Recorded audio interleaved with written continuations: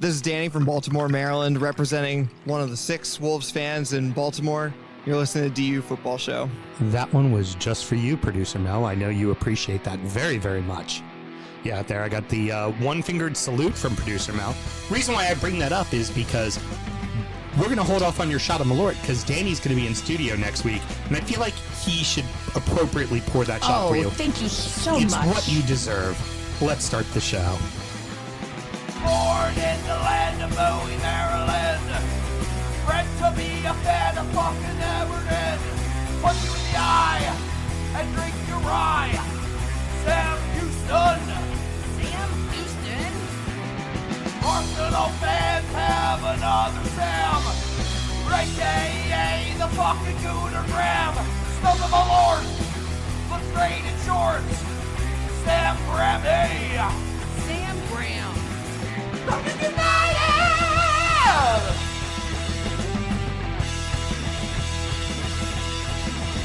Fucking United!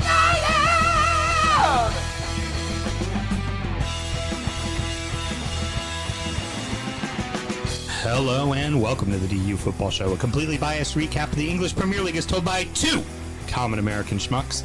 I'm your host, Sam Houston, and of course, Mr. Graham still currently on paternity leave, so we bring in everybody's favorite dance bomb, and nobody's better than him, our good friend, Mr. Brody. How you doing, sir? I'm doing good, but it's only Monday. It can only get worse from here.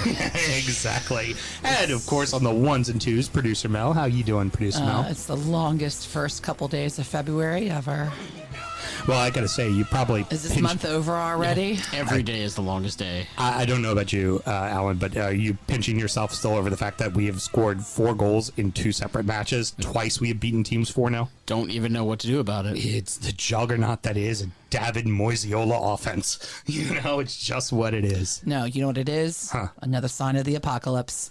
I think my fantasy team for the rest of the year is just going to be just to poke Smokey, just different plays on Moyes. We're recording at the DU Public House just outside the nation's capital. You can check us out wherever you get your pods. And of course, streaming live every single Monday night. Should you want to chat with us, there is many ways that you can. Producer Mel, tell the good people how they can get in touch. Well, you can go ahead and send us a message during the show if you're watching us on the live stream. I am checking all the chats, or you can send an email in to dufootballshow@gmail. I'm too cool to say the .com. Okay, well, they just said it. No, I didn't. Can't prove a damn thing. And just go ahead and click on whatever media you're looking at right now, unless it is Kick or Twitch, because we don't check those. Okay, very good. Well done, producer. I can't get Graham back here fast enough. Nope. Wow. Sam and myself both work in the wine and spirit industry and both have a deep, passionate love for all things distilled spirits. So is the red-blooded Americans we are. We vow to have a drink in our hand throughout this show and every single show. Mr. Brody, the list continues and we are on to number 12. Tell us all about it, good sir. Well, it is Angel's Envy Cask Strength Port Wine, barrel finished, 2023. Checks in at 59.1%. That's a banger. Yeah, damn near close to $1.20. This review is written by Jeffrey Lindenmuth, the executive editor of Wine Spectator, and he says, now in its 12th annual release, this is not entirely new, but it is the first edition to which master distiller Owen Martin, formerly of Stranahan's, lends his name. Following 5 to 9 years of initial aging, the selected barrels received a port finish. The impression left by the world's most prestigious fortified wine is undeniable. Aromas of chocolate-covered cherries, sandalwood, and leather lead to a chewy caramel palate filled with sweet dried fruit and licorice. All right, so I'm going to have a couple opinions of this because I have to be honest. I have a bias about this brand. A good way or a bad way? I've never been a fan. I feel the port finish is too much. They do a long finish on it, and for me, it tends to be a little too chocolatey. They also do a rye that's done in rum barrels that, for me, also comes off a little too fruitcakey. I get a bit of a perfume finish. It is. I will say this is a very good whiskey. It is just not my style of whiskey. And the other thing that annoys me too is this with the list. And this is like a if you can find the 2023, which, by the way, full disclosure, we are drinking the 2024. Why? Because I wasn't about to pay $500 for the 2023 because it came out, it got released, it sold out, and you can only buy it on the secondary market. The 2024 was released right in the early January, and that's when we got it, and we got it for retail, which was about $200. You're lucky if you get it at retail. You're lucky if you get this one at retail. It is a fan favorite amongst a lot of whiskey drinkers. It's just not my cup of tea. And I recognize that it is a good whiskey. I have my own bias against it personally. It's just not for me. It's bitter for me. It's hot, very peppery. Yeah, I'm gonna be honest. This is not. I mean, I'm not a whiskey head by any stretch of the imagination, but having come here for a couple of the whiskey shows, I've had a fair few, and this probably not up there. Brody, I would say drink the water off the melted ice, put it over ice. It's much better over ice. Now, a purist would say you're kind of ruining the thought process of what is a cask strength. But to that I say, hell no, I don't care. It's drink your whiskey the way you want to drink it. For me, it's a lot better with a little bit of a chill to it. But it's just not for me. It's not for me. Like I don't, no hate on the brand. There will be people who come over and drink this, and when we do the whiskey show, are going to absolutely love it. It's not for me. I think port barrels are best serviced for Scottish whiskey because I think barley can hang with the big finish that port gives more so than American whiskey, but it's good. I'm glad we got to it. I'm glad we were able to find the bottle. Is this the most expensive one on the list? No, that and the Red Breast were the two most expensive, which is also a bias that I have when the Red Breast and the Angel's Envy are the two most expensive bottles, and they're not even in the top 10. Like, you could have found something a little more affordable and not even included these. It's interesting. A couple of years ago when we were here for the whiskey show, the Red Breast at the time, I can't remember what specific version it was. That was my favorite that we had. So it was this series, the one you're looking at. It was a Kentucky oak, so it was brand new American white oak. Yes. This is a Missouri oak, so brand new American white oak. So same idea, finished in what would be a bourbon barrel, but it doesn't have any bourbon in it because it's the virgin oak of it. Yeah. But yeah, and when you have the Missouri oak when you're here, you will like that one too. You will like that one quite a bit. Yeah. So what else should people always do when they're drinking there, Mr. Brody? I believe we should drink legally if laws actually exist and responsibly. That's a well-made point, sir. Cheers. What's a law, anyways? Optional. Apparently. It's the world we live in. It's the brave new world we live in. Do we have to? You should be a little less lippy, Miss Thing. We open with a marquee match this weekend, and was it a comeback? No, it wasn't. Was it humbling? It sure as hell was. Arsenal 5, Manchester City 1. There was some kind of happening. What a fucking statement by Arsenal. I mean, they came out and punched them right in the fucking mouth within moments. And frankly, it should have been 2-0. And Gabriel was barely offsides. And they really took it to him. Do we have our special guest caller on the line with us, Mr. Houston? We are working on it. I wonder who our special call-in person might be. We already know who the fuck it is. Right. Hey, stud. How you doing? He sounds... What's going on? Not much. You sound worn down. I sound what? You sound worn down. Are all 4 of your daughters disrespecting you? I'm a little tired. Yes. And just, it's over here being humble, man. Humility is your strong suit. That's for damn sure. Mr. Graham, Yeah, what a way to come out scoring right off the fucking bat and just punching City right in the face. Yeah, it was absolutely fantastic. We did fall victim to that thing where that we like to do of just kind of shrinking after we take a lead in a big game for about, 20 minutes at the end of that first half. Mm-hmm. But all in all, I mean, we obviously steamrolled them in the second, but scoring that first goal was massive. I think it kind of settled the nerves a little bit. And it showed that City, despite a couple of recent results, still aren't the City that we've come to know over the last 6 years.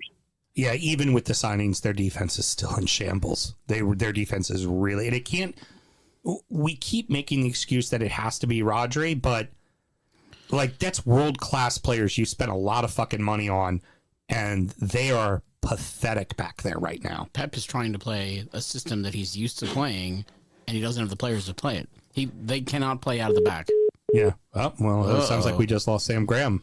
Shit. Yeah. Where's my sounder? Come on. Welcome to the shit show. Yeah, pretty much. Sorry, not sure what happened there. Sorry, guys. Well, they're probably not paying your bills because you lose all those gambling bets and you can't afford to send your children to college and shit like that. Probably that's what it is. Yeah, that's part of it. Should be more humble. Now, here's the thing. Graham, a few things I wanted to bring up is, first off, you have 5 different goal scorers, and the second thing would be David Raya came up big when you needed him to, especially when you talked about that little 20-minute spell where you started to kind of shrink into the match a little. He made a couple of brilliant saves, and Gabriel, once again, inside of the head of Erling Haaland, running around rent-free by his ponytail, just running circles inside that man's head. Oh yeah, big time. I mean, Haaland. At this point, Gabriel and Saliba should just call Erling Haaland Polly fucking Pocket, because that's all he is a little blonde toy that they play around with every time we play them. He went, what was it, a 27-minute stretch without touching the ball? Right. Now, and this is a staple for him at Dortmund. Obviously, we talked about this when he was first coming in the league, where he can be anonymous, but he only needs 7 touches a game to score a hat trick, right? Right. We've seen that before, but he wasn't even really threatening in this match, besides that one moment that he caught a little bit of space and got the wrong side of Saliba. He's obviously tall, strong, he's got a good leap on him. He's a good header. Very good header. Other than that, he did nothing in this game, really. And I love Gabriel giving it to him. The fans gave it to him.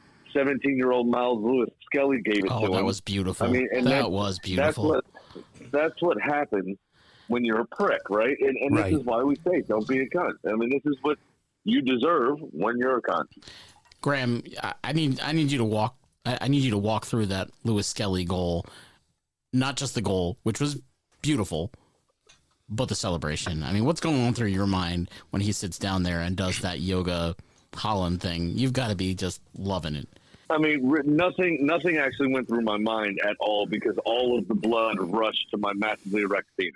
Oh, yeah, exactly. When that happened. So I wasn't actually thinking about anything because I was so rock solid. You know what I mean? Like, that's pretty much what happened. And that's the story of how Sam Graham has a 5th daughter. Yeah, exactly. Yeah, right. No, it was obviously it was glorious. It was, I like that they hold grudges. We've said a few times over the years, Arsenal tend to have a bit of a soft underbelly. Yeah, absolutely. You think back to some of the battles of Old Trafford, right? And Martin Keown getting in the face of Van Nistelrooy is the obvious one that jumps to mind. When he missed that penalty back in the day.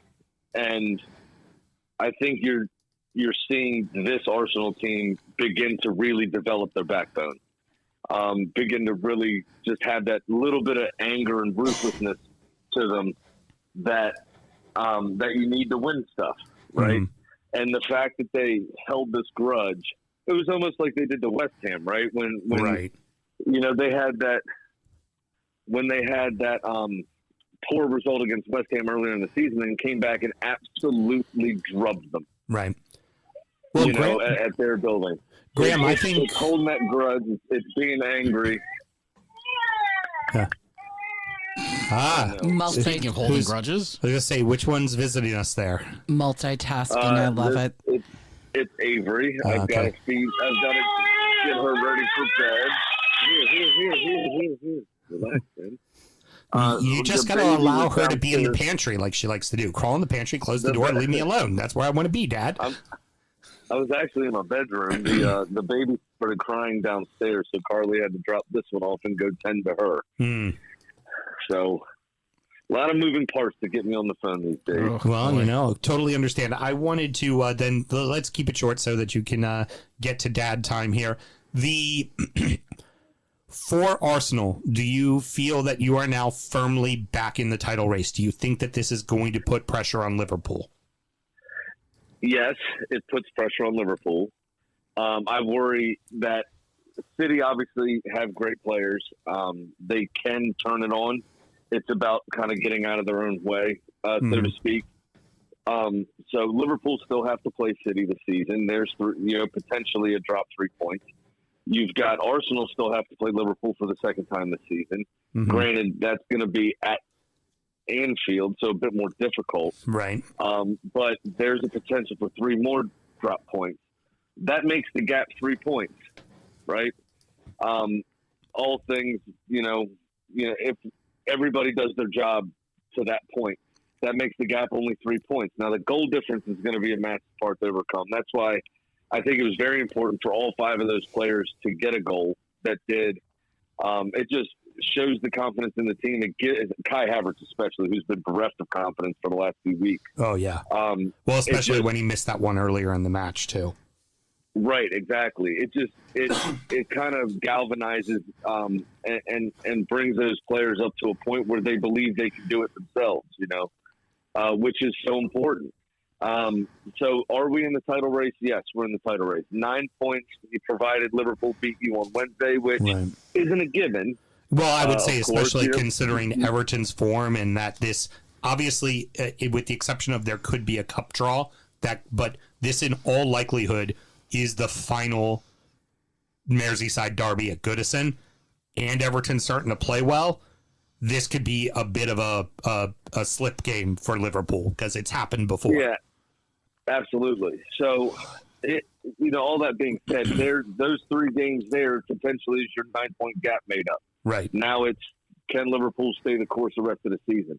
The goals, they've got 30 goals in Mo Salah. We don't have that player. No, you don't. Goal difference is going to be really difficult to overcome, I think. Because even if there are those, say they do lose those 3 games, you got to figure they're probably walking out of there with a -4 differential in those 3 games total. Right. So, I think we're behind 12 or 14 goals or something like that. Right. So it's a huge gap to make up. Now, that being said, we still have our second Southampton voucher. There's still games where we kick that up a little bit. Right, of course. But, and that's, again, provided we have to be perfect and Liverpool have to fuck up 3 times. Yeah, that's true. Very true. That's, yes, we're in the title race. The manner in which the statement win that I talked to you about that we needed a couple of weeks ago following Tottenham, following the cup exit, really. Right. That statement when we needed, we got. Right. We showed our intent. We showed our hand. We're showing our teeth as a football club. And Liverpool need to respond to that. They have a very difficult game, like you said, on Wednesday, emotionally charged game at that. So, maybe that could start something. And of course, there's always injury potential. There's always all sorts of things that could factor in. But yes, I mean, as of now, we are back in the title race. Well, Graham, remember this Wednesday they've got their cup draw with Tottenham, and then it's the FA Cup, and then it's Everton. You're right. Yeah. And then it's Everton. That's next Wednesday, isn't it? Yeah, but that's no. This Wednesday's Everton. No, Wednesday the 12th is Everton. Yeah, it's the cup, it's the Carabao, it's the League Cup, then the FA Cup, then the game against Everton. The 12th. That's weird that they did that then, because I was trying to get the fantasy stuff to send the mail for later. Too. Yeah.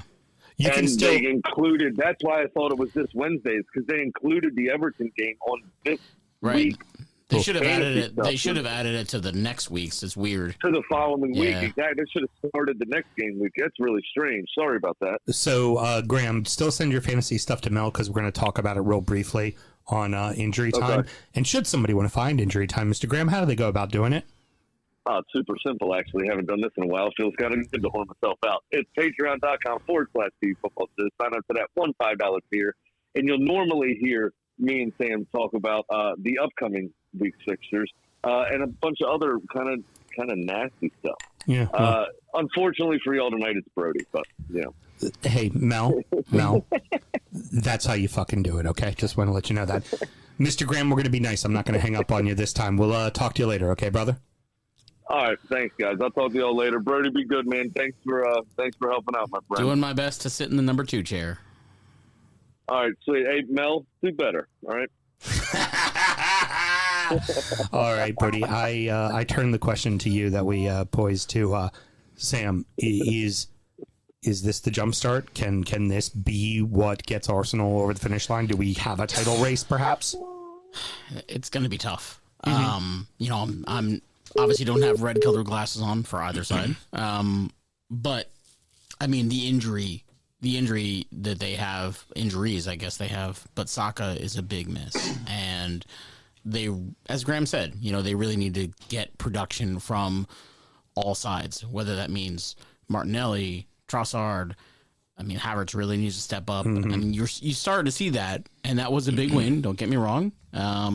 But it's one game. I think need to see that more consistently. So it could be, but I think it's this is less about can Arsenal keep the pace, and more about is Liverpool going to stumble somewhere. Right. Well, that's what I wonder too, because with the exception of City, any other team that's held the lead has typically stumbled at some point. City's the only one that seems to be able to just go into another level. But with that being said, let's turn the attention on to City. Are City done? I think so. I mean, they're definitely out of the title race. I think it's a big question whether they finish top 4. And I tend to agree. I think right now they're sitting in 5th. I think Chelsea's win today bumped them out of the top 4. But I mean, they're right there with Newcastle's right there, Bournemouth's right there, all within 1 point. And then there's like a trailing pack, just somewhere between 3 and 5 points back. Right. The way they're playing and the defense, which we talked about, the non-existent defense, they looked bereft of confidence. They looked, I mean, they're not even starting De Bruyne, which is, I mean, I'm not sure what's going on there. If there's something going on behind the scenes, it's trouble time for them. Yeah, I really do. I really think so. I very much tend to agree. And what did they go and do? They spent another 150 million this transfer deadline. And if you're not in Champions League and you're suddenly in Europa or in the McRib, that'll affect your bottom line. And they barely got out of the Champions League group play thing. Yeah, I mean, by the skin of their teeth. Yeah. So it's not like, some competitions, Villa, great example, they high flying in in Champions League and having some stumbles in the league, right? Of course. City just looks, any game you go to, I heard one of the ESPN commentators, who we won't get into that, said they wouldn't even be favored against Southampton, which I think might be a bit of a stretch. Right. But there's not a lot of, I mean, I'm looking at going over to Goodison in April. The only game I can make it is Man City, and I'm like, beginning of the season. Now I'm like, we can get something out of that. Oh yeah, we can probably get a point out of that one. It's not just got to play them right, and you got to frustrate them. And if you can make sure you minimize the damage that Haaland can do, right? Because as Sam said, he only needs one. Right. He only needs one. And if you can minimize what he can do as far as damage does, and you take him out, it's like playing against 10 men, and they can be got. The best part of that game, though, I have to say, and yes, there were a lot of great memes in the closed group, but I don't know if you heard, after the game, the PA announcer played Humble by Kendrick Lamar. just low-key shithousery. Gotta love it. Oh, you gotta love low-key shithousery for a guy who just won a Grammy for shit talking and is about to do the Super Bowl halftime show with shit talking. Now we move on to 2 blowout victories from sides that are typically known for defensive fortitude, not offensive. Nottingham Forest 7, Brighton 0, Everton 4, Leicester 0. So the first thing people are going to look at when you see the Forest match is you're going to go, okay, Chris Wood scored another hat trick. That's not the storyline. Alenga and Gibbs White ran buckshot on Brighton. They owned the entire offensive side, Brighton's defensive side of the field. No one could take a ball off of their foot. They were responsible for almost all the assists. Alenga had a hat trick of assists. And behind him, Anderson just picked up everything that got knocked out and put it right the fuck back in. I mean, Brighton looked lost.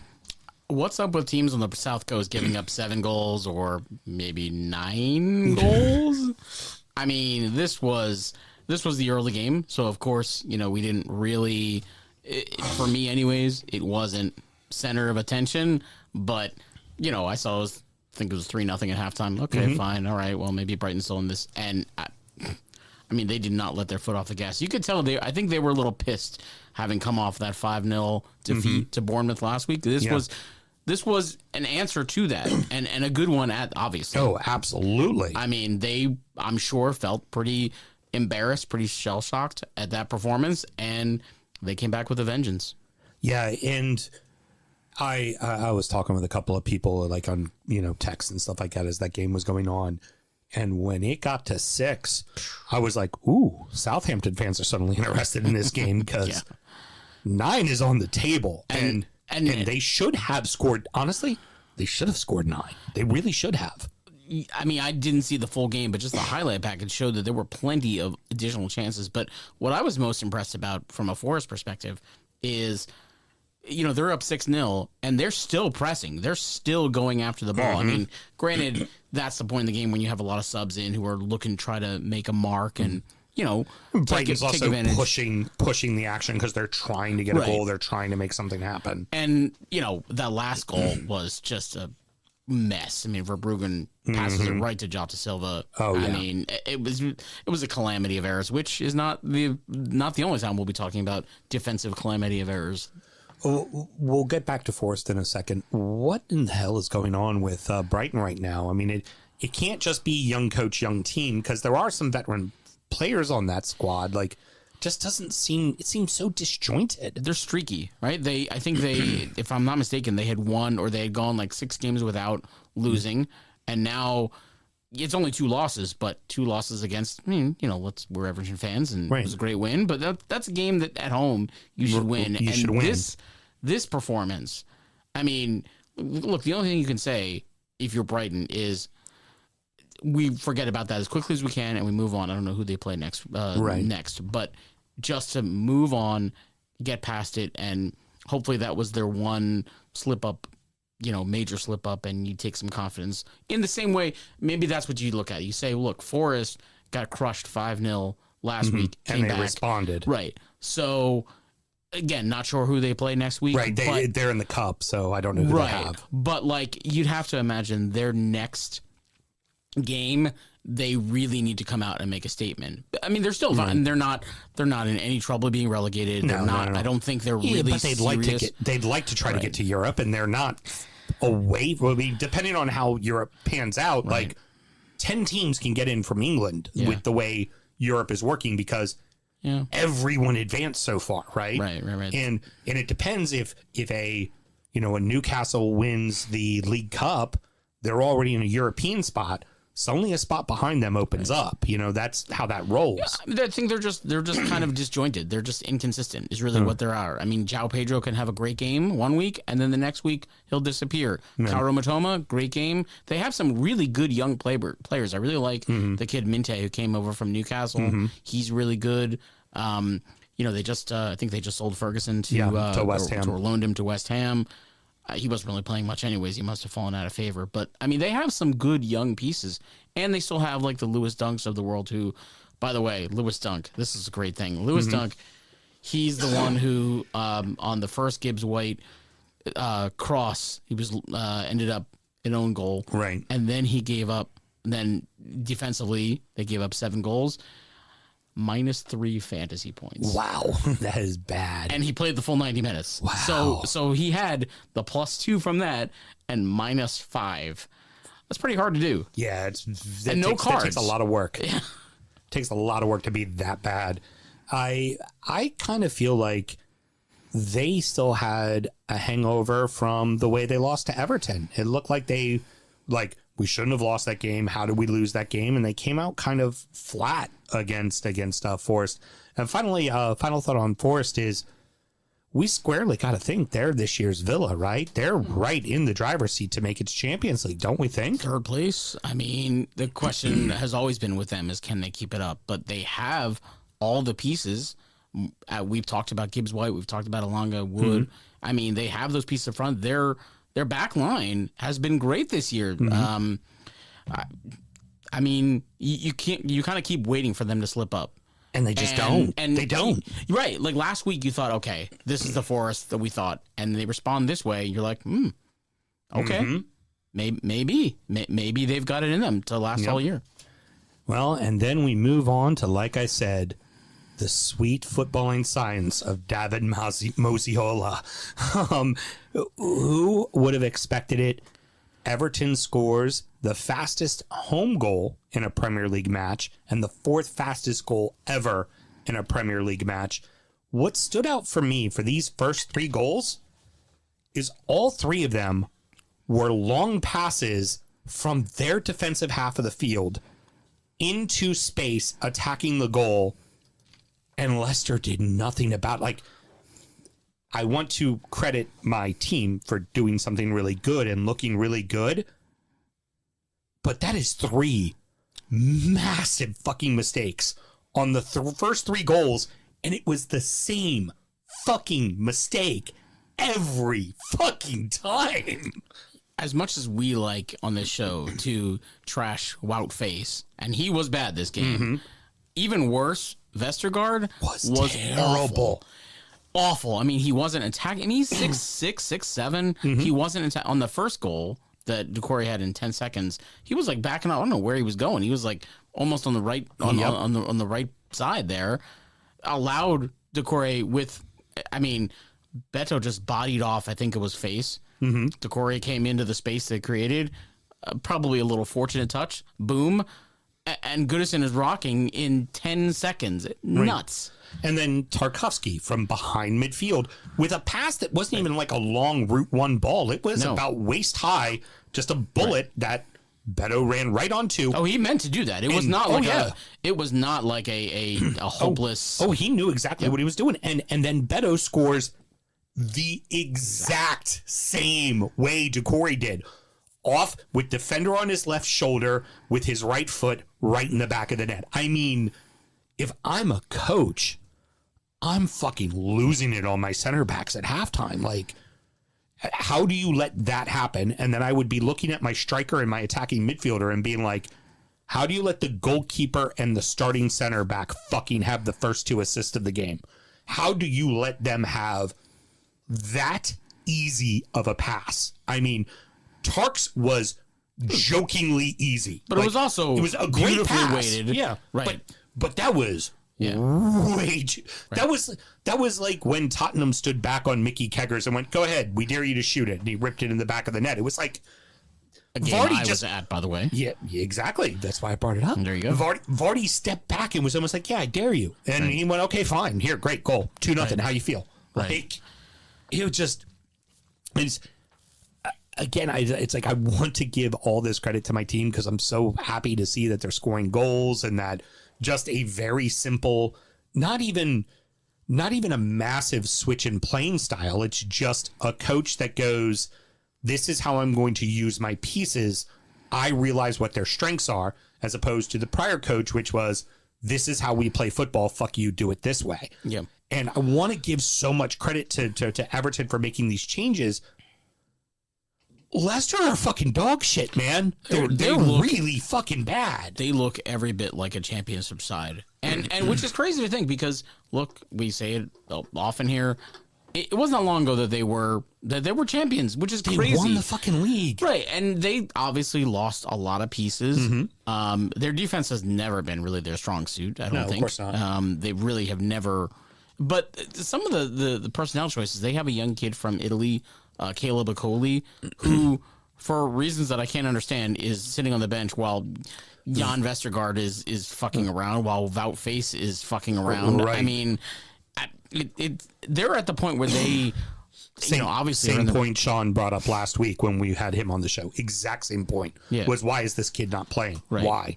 Right. He came on eventually, 60 minutes in, when it was already 4-0, 3-0, Right. 3-0, I guess. Right. But, like, I mean, it was, but, I mean, even before we get there, I think we have to talk about the Jimmy Garner pass. Oh, my God. That was pure 6. It was, oh, my God. This was a pass that, if you haven't seen it, came from the far side of the center circle, and it was inch perfect. All on the ground, and found Beto streaking through. Simple finish, and 3-0. Goodison is rocking and rolling. Yeah. Well, and again, a probing ball from the defensive half of the field that went right down the center of their defense, and a striker just ran onto it. The interesting thing is that last week, Everton lost DCL to what looks like a fairly significant hamstring injury, and lost Ora Mangala to a probably season-ending ACL injury. And there were some questions. Oh my God, how are we going to replace, these guys? And it just so happened Garner came back last week, got some minutes off the bench. Jimmy G got this, and I mean, looks like he's slotted right in perfectly. Well, and it's also someone we forget how integral he was last season because he's just been hurt. So we just haven't known what to do. And the other bigger thing too for Everton is we talk of, David Moyes coming in. He's simply playing the guys that Thelwell went out and bought. That Jake O'Brien, perfect example. That and Lindstrom playing that Dyche refused to fucking play. Refused to play him. No, they're not ready yet. They're not ready yet. Well, Moyes goes, no, fuck it. I want to put him on the right. And putting them on in positions, I mean, particularly O'Brien. O'Brien is a center back. He's 6'6". He's a 6'6" ginger. He looks totally out of place on the right. Of course. And he has been locked down. I mean, I think Ashley Young has had a nice season over there on the right, but clearly Father Time is catching up to him, and you're going to stick this kid in there. You have faith in him, and look what's happened in the last couple of games. Well, and then you get to use Ashley Young exactly how he's intended to be used. Is late game sub. Right. You let Lindstrom run around like a madman all game, and you tell him to run himself into the ground and try to make things happen. And then you go, we need to shore up defensively. We'll put Ashley Young, which is essentially like putting a right back out there in front of the right back, and go, we got this. Nice and simple. Now, for all of the great offensive play that Everton had in that game, there was one highlight that I'm not sure a lot of people caught. That was my favorite part. It came in the 36th minute. I was keeping track of this, and it went a little bit like this from the Goodison fans.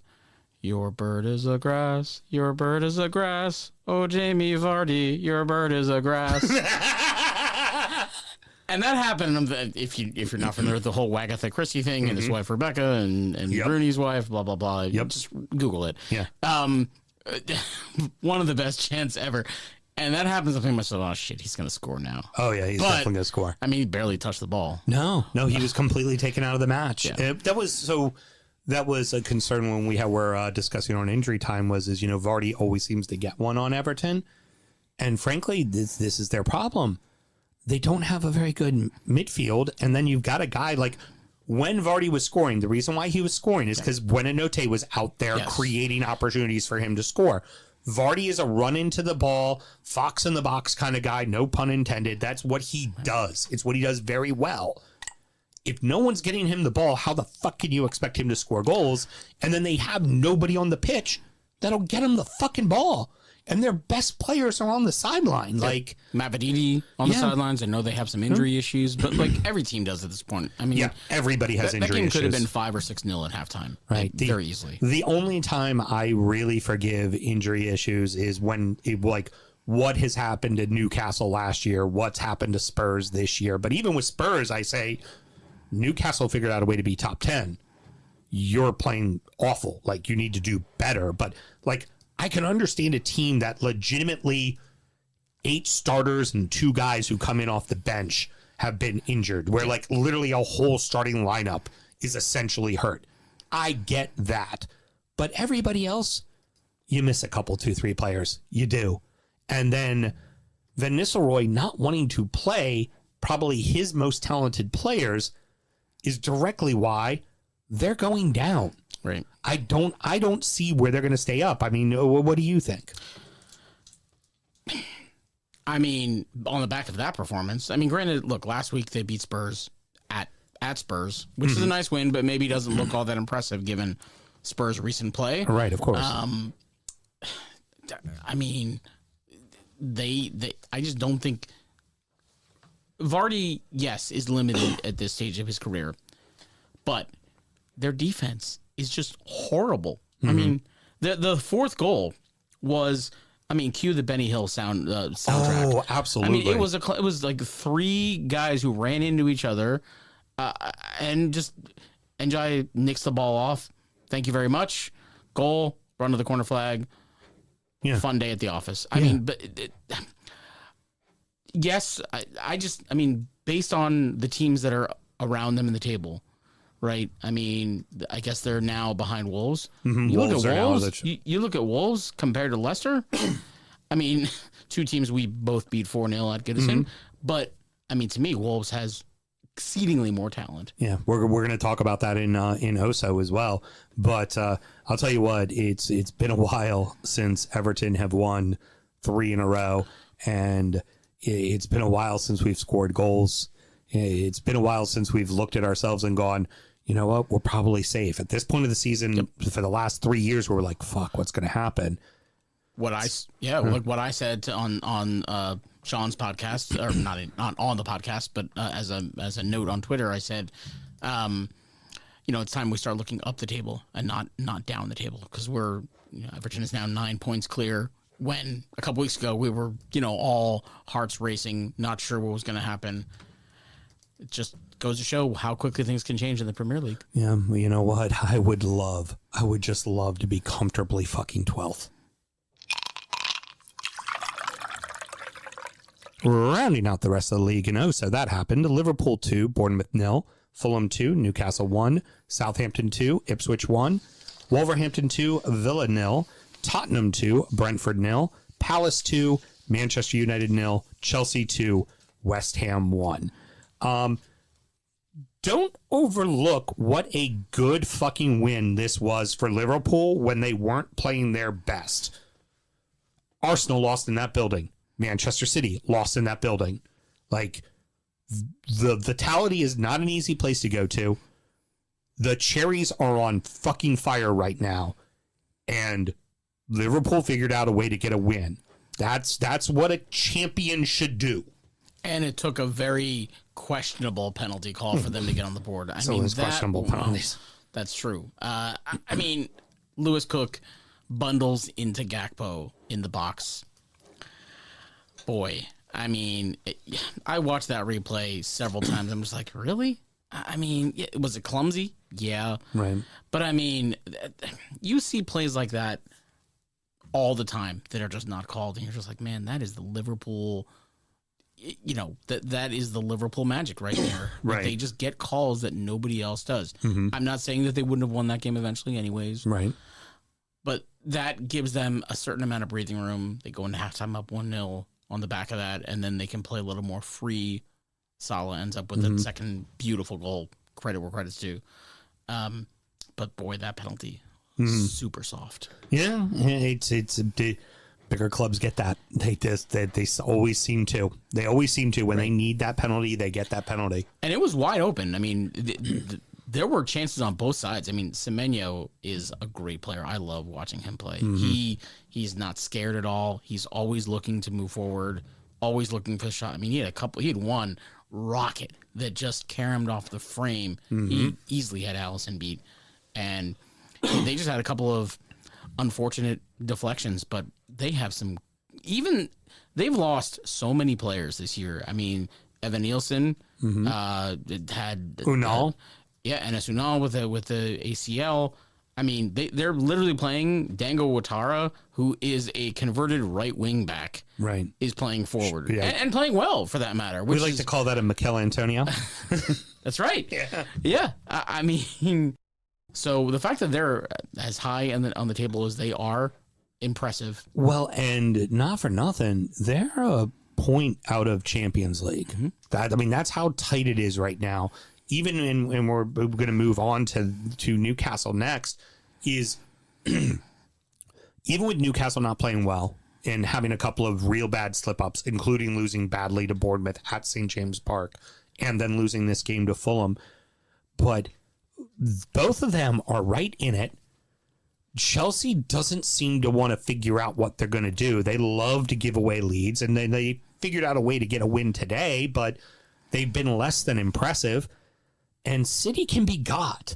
It's there for the taking. So who are we to not say that the Champions League is Liverpool, Arsenal, Forest, and Bournemouth, right, or Forest and Newcastle? Yeah. That is not out of the realm of possibility, or hell, depending on if and when Villa get knocked out of the Champions League, they could come on strong at the end and they could find themselves in it.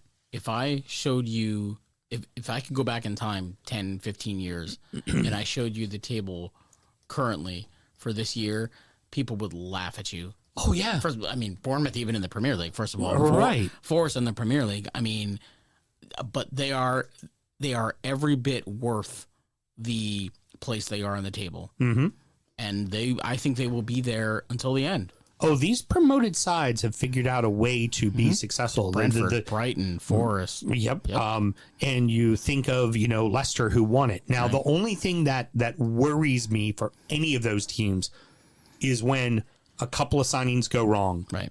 Or a season doesn't go the way you need it to. Like, that's the only thing I fear for them, and that's the kind of security that I find in a club like ours is like almost too big to fail kind of situation, Barely. Barely, but still figure out a way to stay up. I don't know if that's I could see any one of those teams having a Leicester season, because remember, before the year they went down, they were 5th place and won the fucking FA Cup. Right. And then next thing you know, they're relegated, Well, and for Bournemouth, the hottest commodity they have right now isn't anyone on the pitch. It's their coach. Oh, it's absolutely Areola. And so the question is okay, he'll stick it out through this year, but are they going to be able to hang on to him? And then what happens to them if he leaves in the summer? Well, and who does he go to, right? Because Does really, he stay in the Premier League, or does he go? Right, because really the only Premier League job that's going to be there is going to be Spurs. Yeah, that's really it. Possibly United. If things continue to go. Yeah, it's true. Could be. Yeah. And look, I wouldn't rule out the fact that Guardiola might hang. There may be more jobs there than we think there are. That's fair. But also then you look at going on to the next match, Marco Silva's name's going to be in people's mouths as well, because here Fulham played a very good game on the road and they got a win and they deserve all the credit in the world for that. But there has to be some level of the microscope pointed at Newcastle for the fact that St. James is a fortress and a very hard place to play in. And they've now lost 2 in a row, kind of inexplicably. Especially like the Bournemouth game, they had no answer. And in this match, it was like, you had the lead. How do you not see this? What's going on, guys? This is, if you want to be in Champions League, if you want to be 4th place, you have to win this fucking game. This is exactly the game you have to fucking win. When you're up, this is the first win for Fulham in 16. First win for Fulham at St. James Park in 16 years. Yeah. This is a game when you're up. It was 60 minutes on the clock. Right. Don't take anything away from Fulham. Great comeback. They played a very good game, right? But Newcastle had many, many opportunities to put this game away, and they just did not take advantage of it. That's where I tend to, for some weird reason, I have more faith in Bournemouth being in the 4th Champions League spot than I do Newcastle. Honestly, I think if everything's equal, I think it's Chelsea, because I think overall talent and I think overall managerial style and things of that nature, I feel like that's the team that probably deserves to get 4th, but I wouldn't be surprised if it's Bournemouth. And frankly, after that kind of a loss for Newcastle, Bournemouth deserves it more. They do. They just simply do. I mean, Fulham, again, as I mentioned, credit to them. Raul Jimenez is having a nice little comeback year. And he's one of those guys that, for me anyways, I kind of root for him. Yeah. Given that horrible injury he had, 3-4 years ago, I can't remember how long ago it was, you thought his career was done. And he's come back and really reestablished himself. And I want to give a shout out to American Anthony Robinson. He has become a former Evertonian. Bothers me that we let go of him, but I understood at the time. We had Leighton Baines right behind him. We had Luca Dean. I mean, he wasn't ever going to get any playing time. Right. But Robinson has, so he has 10 assists this year. Second only to Mo Salah. Wow. That's amazing. Yeah. He has had, I mean, he just has a nose for finding people in the right places. He's playing Champions League ball next year. I have a feeling that Arsenal will go in for him real hard. Yeah, I certainly think that's going to be the case. Yeah, they could use someone on the left side. Oh, yeah. For sure. Saints get a win. You know what? Credit to them. It's, of course, because I threw out the whole Derby County curse on them last week because I was looking at their schedule and just going, who are they going to beat? Well, clearly it's Ipswich that they're going to beat. I kind of feel like both of these teams are dead man walking now. Well, now, I mean, that is a potentially devastating loss for Ipswich. I mean, that's a game that credit to Sean last week, who mentioned that he thought Southampton would win this game. Ipswich has multiple times this season has had performances that leaves you raising your eyebrows, thinking, they've got something kind of like a Luton last year, right? But this loss is potentially fatal. If I just said for Newcastle, if you want to be in Champions League, that's a game you have to win. If you want to stay up Ipswich, this is a game you had to win. You had to win this game, and you didn't. And the good thing for them, they got a lot of sellable pieces. They're going to make a lot of money if they go down. I do worry about the Luton scenario because Luton's second to last right now. Yeah. You know, and we'll talk about that on the EFL show. But like, I worry about that for them. But they've put together a good team. Right. They've got assets that they're going to be able to sell and make a lot of money off of. They're going to get good money for Hutchinson. They're going to get good money for Delap. And they'll have the parachute payment. All well and good. But at the same time, here was your chance in your building against the wounded animal that is Southampton. I think the last time they won a game was us. Everton. And that was in November. Right. Like, here's your chance, and you failed miserably. I mean, that just terrible from them. Left the door open, and then 87 minutes or so, you have Sulemana coming down the left flank. Great shot, great save. And this hulking beast of a forward they have, Onuachu, who's like 6'11". Just giant. Just the first to react, and game, set, match. I mean, that is a horrible loss for Ipswich. Oh yeah. Now we'll talk about Villa in a second. I wrote the notes with Villa first, but let's go ahead because this segues directly into what's going on at the bottom of the table. This is the kind of game, if you're a team that's going to survive, you figure out a way to win. It's the anti-Ipswich. It is. It's a local Midlands derby. It's in your building. It's a very good team that has not won in your building except for the COVID year in 13 years. Wow. You know this team well. You've played them in the championship. You've played them in the Prem. They're a longtime rival. You figure out a way to get all 3 points. Was it pretty? No, not at all. If anything, I mean, Mel, you said it best. You were like, this game was ugly and chippy at best. That's what this game was.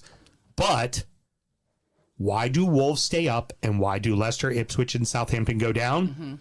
Because they win games like this. This is a carbon copy of what we did over the last 3 seasons. You figure out, you got Chelsea in your building and you beat them. You have Manchester United in your building and you beat them. You figure out a way. It ain't pretty, but you win. That's what Wolves did. They figured out a way to fucking win. Oh, it was ugly. It was fierce. It was chippy. It was cards galore. It was both sides mad at the refs, blood, and at the end of it, we can't seem to score when we need to. And Watkins, I guess the pressure's off of him now that Duran's gone. Now he's injured, though. How big is that? I mean, I haven't seen any reports on. We did sign Rashford. Rashford and a didn't you Sinan. sign? Yeah, they like used a lot. we might have won this transfer signing, so I think we're going to be okay. I want to get to some of that actually, but I mean, you know, losing Watkins. I mean, I know he's had some fits and starts this year, but I still think he's an exceptional player. Oh, And if they lose him for any extended period of time, It's a problem. It's a problem. because but all we- those guys they may have signed, none of them are really a cleared number No, nine. but we still do have Leon Bailey that needs to step up a little bit more. We still have Morgan Rogers that can find his way into the net. We still have got Buendia that has not gotten his playing time back. It's our defense. Okay, offense can't finish the job, but it's our fucking defense. That should have been 0-0, or we should have lost maybe by 1. Our defense is muddled and has no direction, and we keep getting injured on there. I mean, at the beginning of the year, you had Konsa. I know Mings was coming back from injury. He's injured again now. You had Pau Torres. You had Diego Carlos. That looked like a strength. Yeah, now And Pau's off. And now Carlos Mings is out. is in and out with injury. Carlos was sold. I mean, they're playing a bunch of people out of position. Emmy's getting a little rattled and worn. Making some mistakes. Well, it's the biggest thing, Mel, is yet again, after a Champions League midweek, you can't get a win. Yeah. Like that's been this whole season. You've gotten some draws, but you don't win when you play in the midweek for Champions League. The boys might be fucked out a bit. Yeah. They're a bit tired. And Overly fucked. But that also speaks to some of the buys they made here in the transfer window, because I think they realized that if they're going to compete in these later rounds of the Champions League, if they're going to, you know, potentially make a move for top 4 in the Premier League, you know, they had to make some of these moves. And I like some Rashford, Asensio. I think the best signing of the bunch Asensio, that's the name I couldn't say. I think the best signing of the bunch something. is, you're always thinking about ass. And then my mind went to McGinn, and then I was all confused again. Yeah, exactly. I think the best signing of the bunch is Daniel Malen from, I think it was Dortmund, somewhere Leverkusen, one of those German. But I mean, he actually had a really nice game at the end, almost brought them back with a couple of late chances. He could probably play the number 9. So could Rashford. I mean, there's loads of talent there. We've seen it numerous times this year in Champions League and Premier League, other competitions. Just consistency. Yeah. So, crew, we are going to hold off on producer Mel's Malort shot until next week because Danny's going to be here, and I feel it's only fitting to have Danny, a Wolves supporter, pour Mel her shot of Malort. And when Danny's here, I have a question that maybe you guys can bring up for him next week. Yes. Very important to the show. I want to know, has the Wang fallen out of favor? Yeah. I'm sorry, I turned my mic on. Has the Wang gone limp? Yeah, the Wang isn't always, not everybody wants Wang, just that's how it works. Not everybody wants Wang. Finally, Spurs get a win. Took them fucking long enough, and it wasn't even that impressive. And it wasn't in a place you expect them to win. No. Well, that's the second point too. Is the Bees suddenly not a fortitude at home? This is now, I think, 3 of 4 they've lost in their building, including the FA Cup exit. That was at home. The one that they lost to Plymouth. It just. I don't think they're in trouble of going down, but I think they're in grave trouble of doing exactly what they did last year, which was the first half of the season be in the top 10 and then find themselves in 15th or 16th at the end of the season and just straight rocket down the table. And at some point, this is one of those things where if it happens earlier in the year and you have a bad start, it's going to catch up to you. And they need, obviously they work within a certain budget. They're very smart. They always seem to retool up top, and they always seem to have goal scorers, even when their best goal scorer gets sold, which they have sold over and over and over and over again. They have sold, most of the people scoring goals in the Premier League, He used to fucking play for Brentford in the championship. They all like Watkins being one of them. Mope, Buendia, like Tony, Ivan Toney. Ivan Toney, like these guys all fucking. By the way, has anyone heard from Ivan Toney? Is he still injured, or because he got sold to Saudi, right? Right. Yeah. I mean, I haven't heard a word. Yeah. Talk about a career that's. He's getting paid, and that's all he cares about. Yeah, Same thing with Duran. Duran's now going to go to Saudi, and nobody's going to care.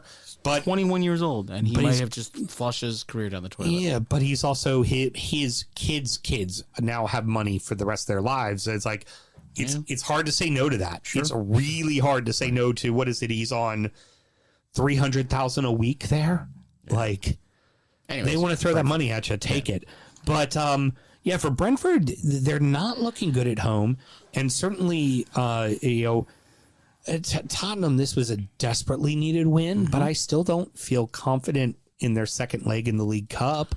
Like, I feel like, even though they have the 1-0 lead on aggregate, I feel like they're going to get their asses kicked by Liverpool in the midweek. So both of Tottenham's goals came from defensive errors. I noticed that Flecken didn't play, so they had in their backup, who's some Icelandic guy whose name I'm not even going to try to pronounce, but it ends with Son.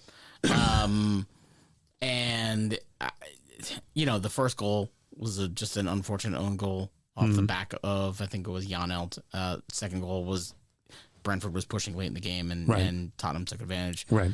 So it was not a terribly impressive performance, as you said, by Spurs, but they got the job done in a place where you didn't expect them to. 3 points moves them that much farther up, because look, you were starting to talk about them and looking at the table and saying, could they be dragged into this relegation fight?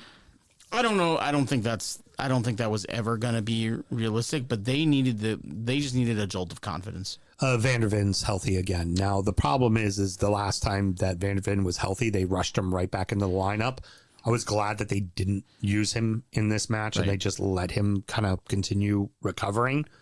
He will make a massive fucking difference in that team. I think they were saving him for this midweek match. Oh, of course. But this week, just today, I saw that Dragusin, the other center back, ACL out for the year. He's done. So you get one in, one goes out. Lose the other one again. So, and they've just had I think Romero's still hurt. I don't know who. Romero's still hurt. So it'll be him and Archie Gray in the middle is who it'll be. Right, who's completely not a center back. Right. I mean, the kid's very talented, and he's played about as well as he can considering the circumstances. But you're right. He's not a center back, and he shouldn't have to be covering the league's best striker every week. I'm pretty sure they made a center back signing from somewhere from France. I'll take a look. I saw that one. Yep. Yeah. But so, I mean, reinforcements, if you're going to have injury issues, this is the time to have it. You can address those needs as necessary. So, I mean, look, I think Spurs will be well fine, and they're going to end up probably, 9th or 10th or something like that. Right. This game was definitely needed for them. Yeah. Now, this was the worst possible time for Manchester United to face Crystal Palace. Crystal Palace matches up so well against them, and they have for a very long time now. For the last 3-4 seasons, Palace gets a win. They get at least one off of United, and this was just a well-executed game plan by Glasner's boys. Mateta with a goal. Like, you just sit back, withstand pressure, let them try everything they want to try, even experimental defensive midfielders at the fucking number 9 for some goddamn reason. That one made no sense to me. Yeah, right. Manu playing striker. What was that? No, they have 2 strikers on the bench who they eventually bring on. Yeah. What? It's the first in the highlight package. I don't know if you saw it, but the first Manchester United related highlight was the 51st minute. Mm-hmm. It was insipid. Yeah. Yeah. I mean, at what point do we think that Amorim, he's had 8-9 games, maybe more at this point. I mean, he has this season. He has the rest of the season. They may switch out of him at the end of the year and go with somebody else in the summer. Yeah. But he has the job through the end of the year. They're not going to fire him because I think they also look at it and they realize they don't have the players. And they're it's part on their personnel. I'm shocked Garnacho didn't go out on loan today. Mm-hmm. I'm really shocked that didn't happen. I would have thought he would have been gone because he seems to be a bit of a locker room problem. I've said this before. I'll say it again with United. You can't just keep blaming the coach. It can't always be the coach's fault. At some point, these players need to be held accountable. And here's the sad thing. The petulant child of the group, Bruno, is the fucking adult in the room this season, which I don't understand. Like, he's normally the problem child. And I'm like, that's the rational one? Yeah. That's the one trying to lead the team? I mean, it's got to be pretty bad when Bruno Fernandes goes, hey, boys, y'all are kind of fucking this off. Let's get our shit together. Like, it's amazing.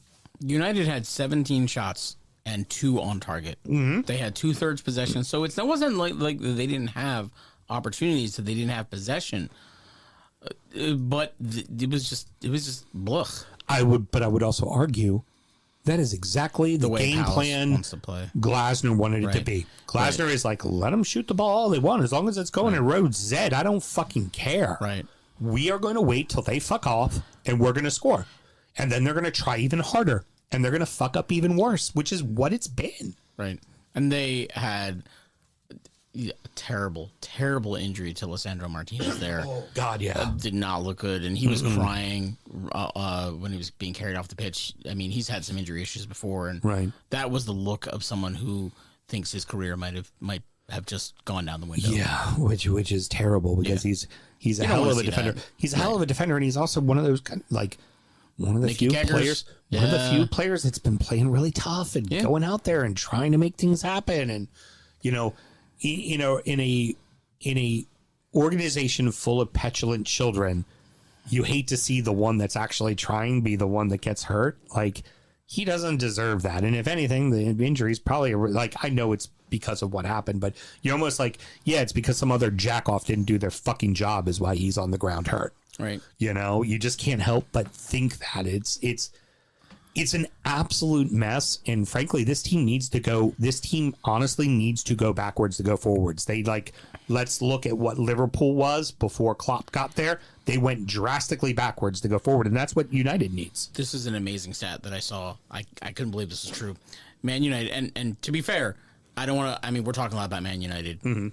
Palace played a great game. Yeah, they did exactly what they were supposed to do. But Man United has the most home losses with 7 through 13 games in their history since 1893-94, when they weren't even called Manchester United. Back when they were a mutiny, right? Newton Heath. Yeah. I mean, unbelievable. Yeah. That's how bad they are. And I know we all love to shit talk the Man U people on the closed group and everything, and frankly, they bring it on themselves. Oh, of course. But wow, that's watch them finish in 13th place and win Europa and be back in Europe again, and they get just enough money to not learn their lesson. What they need is a year of all they do is play league football. They need, that's the kind of slapping, it's like rolling up the newspaper and smacking the dog in the nose for peeing on the carpet. That's what they fucking need. They need that kind of a wake-up call. That's precisely what that organization needs. Frankly, it's what their fans need. It's what their coaching needs. It's what their players need. They need an Erling Haaland humbling level. That's what they need. They need to stay humble, eh? That is exactly what they need to do. Chelsea find a way, and despite the fact that, frankly, Graham Potter had a masterful first half. West Ham looked fantastic in the first half, but they just couldn't hold on. And for Chelsea, you could say at least once they finally figured out a way to get a win as opposed to give away points. Yeah, I mean, usually they went down 1-0 at half, and I still thought that they would get something out of this game. Yeah. The manner in which they did it, little surprising. I mean, they also had they changed their goalkeeper. Very interesting. But I mean, that first goal they gave up, terrible by Colwill. I mean, just turned and fired back to, I guess he was trying to get to the goalie. I mean, left it so short. Bowen, who I don't think anyone thought he would be back this quickly. No, I didn't think so either. I thought they would let him rest a little longer. So that's a huge boost for West Ham to get him back. Well, and now that you give him a target with Ferguson, Ferguson doesn't even need to score and be Although good. He's also injured, so I don't know how long he's on the shelf for. But Ferguson at least opens up space for Kudos and Bowen to be able to do more. Right. That's what Antonio offered to this team. Right. He might not have scored a lot of goals, but they gave him the space. He attracted attention. Center backs had to pay attention to him, as opposed to maybe that right side guy sneaks out a little bit with the right back because Kudos is out there. Right. Or maybe the left guy sneaks out a little bit because Bowen's out there. Like, they were able to shut down those two tools. You put a big man in the middle, they now have to pay attention to him. And that gives more space and more opportunity to, frankly, the two players that make that team tick. But both of Chelsea's goals in the second half were, I think it's fair to say, they were fortunate. Oh, of course. The wicked deflection that bundled back to Neto, who was, to his credit, he had followed through his cross. He had come into the box. Defender didn't follow him. Yep. Found himself in a pocket of space and, took care of business. The deflect Palmer on the winning goal. I mean, feel bad for Aaron Wan-Bissaka. It was just terrible deflection. He did what he was supposed to do. Yeah, He slid in got in and front of the tried to ball. get in front of the ball, and it just went the wrong way. Yeah.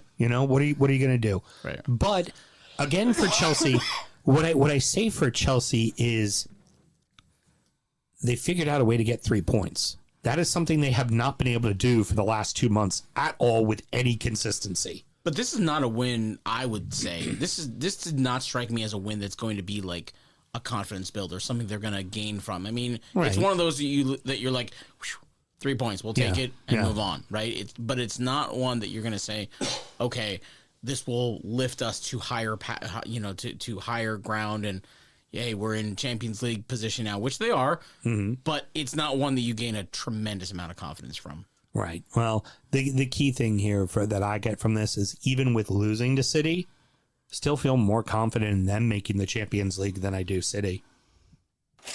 Sure money. Hey, everybody. Mr. Graham lost again. He's now down to $2,200 because he sucks at betting. He lost? What? Yeah. Can't believe that. Not good gambling. Not good gambling at all.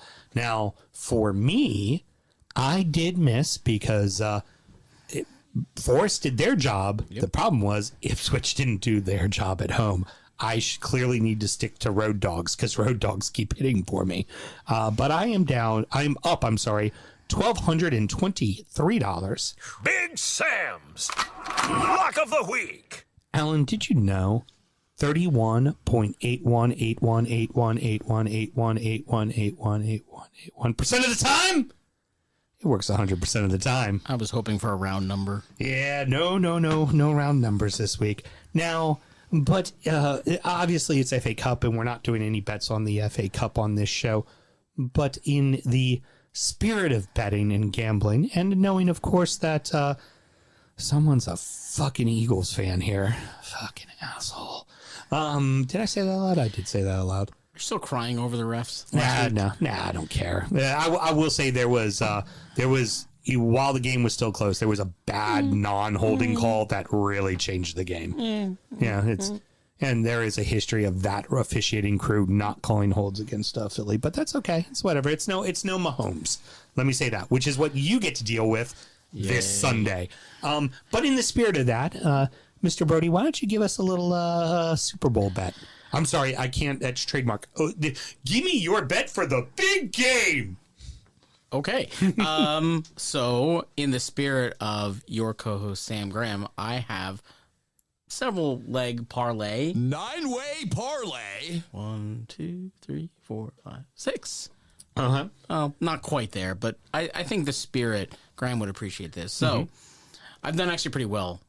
This is actually real betting. I've done pretty well this year with my NFL bets. So, here's what I've got.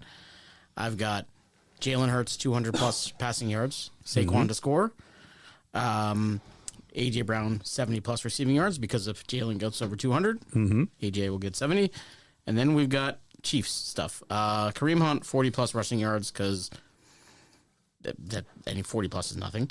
Isaiah Pacheco under 21.5. They have basically not done anything. And Patrick Mahomes under 288.5 combined passing and rushing yards. Okay. That's a 6-leg parlay at plus 2,000. So $100 would pay off $2,100. Not good gambling. I will not be betting $100, but Yeah. nonetheless, the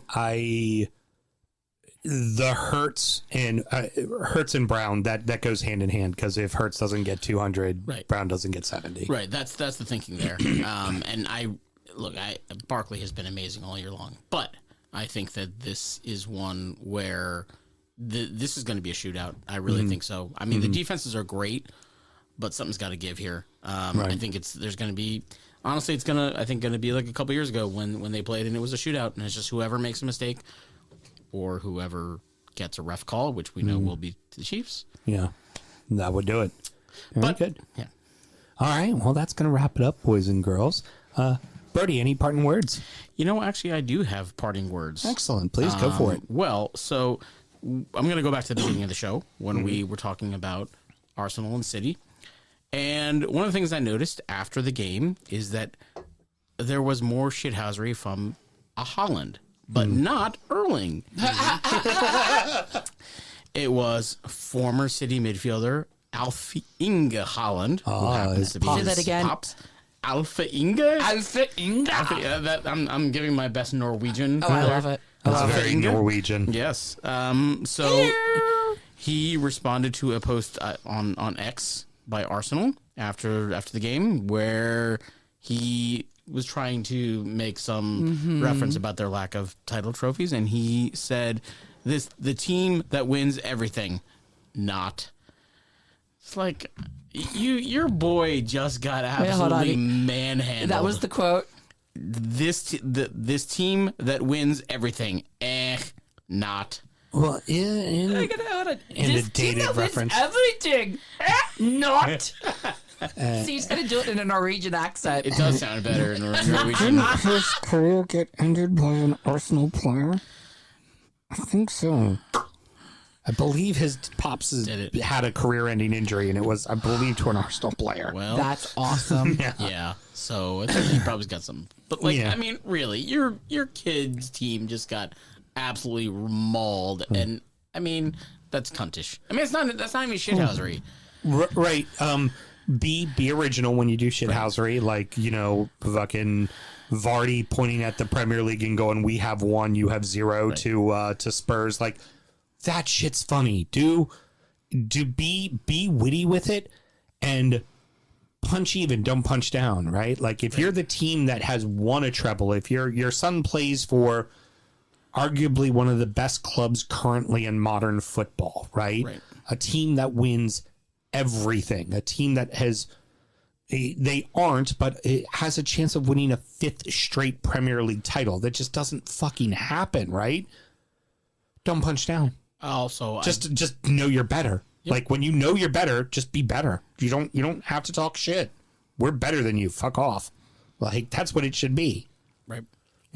There is another cunt of the week. Please, and it's someone has come up on the show numerous times. Perhaps maybe an all-star cunt or a cunt Hall of Famer. Like that. And that is, if we all remember back to the Women's World Cup was that 2022? The Spanish guy? You got it. Oh, do you want to talk about it? So no, I don't know the story. Oh, please. I've been avoiding the news as limiting my news consumption. It's not even so much that it's a new story. What'd he do? It's not new. There's nothing new about it. It's just still cunty. Right. The trial is going on, and so the woman who he groped, the player who he groped, was on the stand today, and I just thought it was a good opportunity to remind people that he is indeed a cunt. Yeah, I think that's a perfect way to end the show. So, everybody, next up is DU Does EFL, where we're going to recap the rest of English football, and then after that will be injury time. It's not going to be a preview show. This time we're just going to drink a lot of beer and talk about fantasy because it's FA Cup coming up. And if you want to check out our extra content, the best way to do that is patreon.com/DU Football Show, or as Mel likes to say, scroll down to the bottom, Just scroll And it's right there. The link's right there. Just hit it there. And click. Yeah. And $5 a month, you get a sound check, which today we were talking to a touring band about life on the road. And then, we check the mics, catch up on everybody's life. And of course, then we do our injury time show. Lots of fun extra content. And honestly, that is directly the best way to help support us. So until next week, everybody. Bye.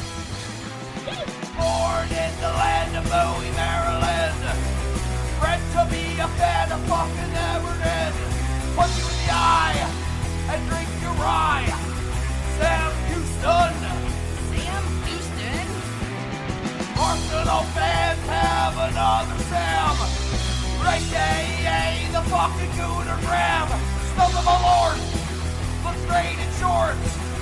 Sam Graham, hey. Sam Graham. Fucking United!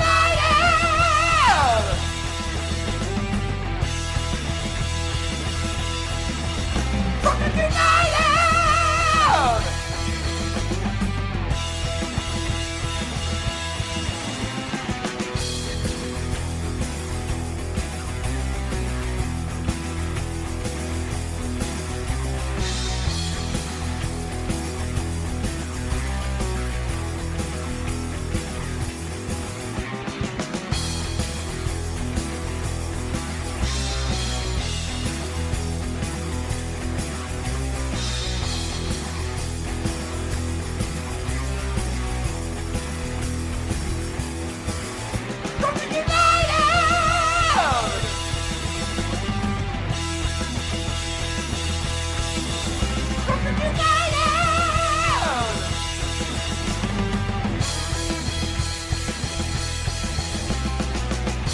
Hit the fucking mute button!